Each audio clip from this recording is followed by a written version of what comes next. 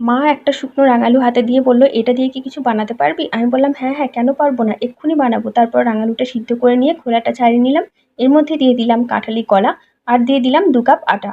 এরপর এগুলোর মধ্যে একে একে দিয়ে দিলাম 2 চামচ সুজি, 2 চামচ চালের গুঁড়ো, খুব সামান্য পরিমাণে বেকিং সোডা, 2 চামচ গুঁড়ো দুধ, বেশ কিছুটা পরিমাণে মৌরি, 2 চামচ তিল, 1 চামচ বাটার, আর দিয়ে দিলাম মিষ্টি স্বাদের জন্য 8 চামচ চিনি। এবারে সমস্ত উপকরণগুলোকে জল ছাড়াই খুব সুন্দর করে মেখে নিতে হবে আর একটা ডোয়ে পরিণত করতে হবে। ডোটা যখন খুব ভালো করে রেডি হয়ে যাবে তখন এটা থেকে আমি একটু করে লেচি কেটে নেব।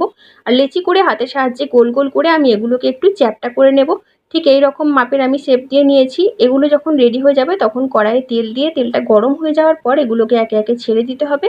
তারপরে এগুলোকে উল্টে পাল্টে লাল লাল মুচমুচে করে ভেজে নিতে হবে।